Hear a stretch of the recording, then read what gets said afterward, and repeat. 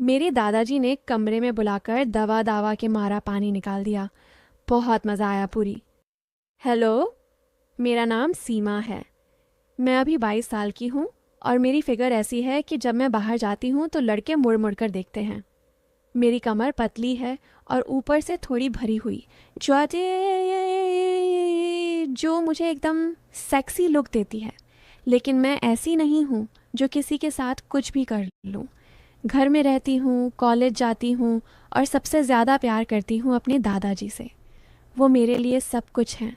आज मैं आपको अपनी और दादाजी की एक कहानी सुनाती हूँ जो थोड़ी अजीब लेकिन मज़ेदार है। शुरू से बताती हूँ क्योंकि ये कहानी मेरे दिल के बहुत करीब है। ये बात पिछले साल की है, जब मैं दादाजी के साथ उनके पुराने गांव के घर में रह रही थी। मम्मी पापा शहर में थे काम के सिलसिले में। दादाजी अकेले रहते थे और मैंने सोचा क्यों ना उनके साथ कुछ दिन बिताऊं। दादाजी 70 के आसपास हैं, लेकिन अभी भी मजबूत हैं। उनकी आंखों में एक चमक है जो मुझे हमेशा खींचती है। वो मुझे देखकर मुस्कुराते हैं और कहते हैं, सीमा, तू तो दिन ब दिन और खूबसूरत होती जा रही है।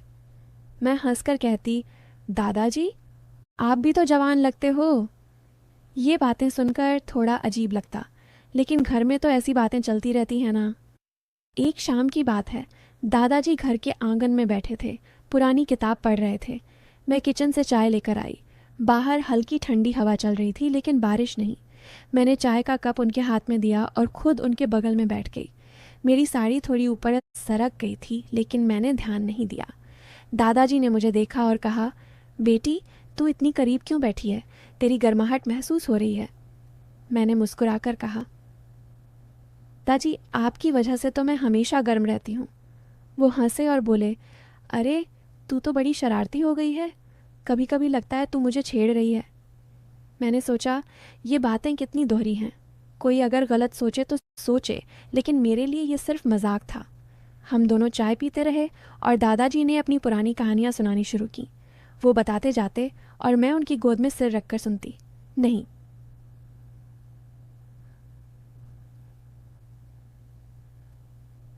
बस उनके कंधे पर, लेकिन करीब इतनी कि उनकी सांसें मेरे कान पर लगतीं। दादाजी, आपकी आवाज़ कितनी गहरी है, मैंने कहा। वो बोले, हाँ, और तेरी कितनी मीठी।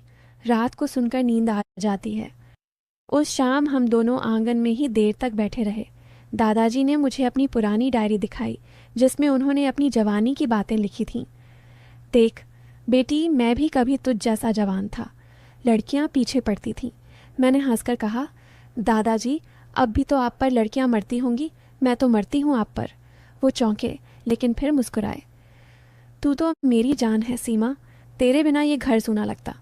मैंने उनके हाथ पकड़ लिए और कहा, दादाजी, मैं हमेशा आपके साथ रहूंगी, आपकी हर ज़रूरत पूरी करूंगी। ये सुनकर उनकी आंखें चमक उठीं।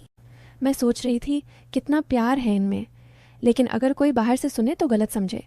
हम दोनों ने डिनर साथ किया और रात को सोने से पहले दादाजी ने कहा, कल सुबह उठकर मुझे मालिश कर देना, पीठ में थोड़ा दर्द है। मैंने हामी भरी। हाँ दादाजी, मैं अच्छे से करूँगी। आपकी पीठ पर हाथ फेरूंगी तो सब ठीक हो जाएगा। अगली सुबह मैं उठी और दादाजी कमरे में लेटे थे। मैंने तेल लिया और उनकी पीठ पर लगाना शुरू किया, लेकिन ये कोई क्लिशे दर्द नहीं था। असल में दादाजी को एक पुरानी किताब की वजह से पीठ में खिंचाव आया था, क्योंकि वो रात को लेटकर पढ़ रहे थे और किताब गिर गई थी। मैंने तेल मला और वो आहें भरते रहे। आह सीमा, तेरे हाथों में जादू है, इतना सुकून मिल रहा है। मैंने कहा, दादाजी, मैं और गहराई से करूं? वो बोले, हाँ, और ज़ोर से, मुझे तेरी ताकत महसूस होनी चाहिए। मैं हंस पड़ी, लेकिन जारी रखा। बाहर से अगर कोई देखे तो क्या सोचे, लेकिन हम दोनों के बीच सिर्फ प्यार था। मालिश के बाद दादाजी उठे और बोले, तू मेरी ज़िंदगी की सबसे अच्छी चीज़ है। तेरे साथ रहकर लगता है समय रुक गया है। फिर दिन ऐसे ही बीतने लगे। एक दोपहर दादाजी ने मुझे बुलाया। वो घर के पीछे वाले बगीचे में थे, जहाँ उन्होंने कुछ पुरानी चीज़ें रखी थीं। सीमा, ये देख, मेरी पुरानी तस्वीरें। मैं गई और हम दोनों ज़मीन पर बैठ गए। तस्वीरें देखते देखते दादाजी ने मेरी कमर पर हाथ रखा, बस सहारे के लिए। देख, ये मैं जवान था, तुझ जैसी लड़की से शादी की थी। मैंने कहा, दादाजी मैं भी आप जैसा कोई चाहती हूँ जो मुझे इतना प्यार करे। वो बोले, मैं तो करता हूँ ना तेरे लिए कुछ भी। मैंने उनके गाल पर हाथ रखा और कहा, दादाजी आपकी ये दाढ़ी कितनी सॉफ्ट है, छूने का मन करता है। वो हंसे, छू ले, तेरी मर्जी। हम दोनों हंसते रहे और वो पल कितना सुंदर था, लेकिन दोहरी बातें जारी थीं। शाम को दादाजी ने कहा, रात को मेरे कमरे में आना, मैं तुझे एक राज बताऊंगा। मैं रात को गई। दादाजी बिस्तर पर बैठे थे। बेटी करीब आ। मैं उनके पास बैठी। वो बोले, ये राज है मेरी ज़िंदगी का, मैंने कभी किसी को नहीं बताया। मैं उत्सुक हो गई। बताओ ना दादाजी। वो मेरे कान के पास आए और फुसफुसाए, मैं तेरे लिए कुछ स्पेशल प्लान कर रहा हूँ, कुछ ऐसा जो तेरी ज़िंदगी बदल देगा। मेरी सांस तेज़ हो गई। क्या दादाजी? वो बोले, कल सुबह बताऊँगा, अभी सो जा। मैं वापस अपने कमरे में आई, लेकिन नींद नहीं आई। सोच रही थी क्या होगा, क्या दादाजी कुछ ऐसा सोच रहे हैं जो...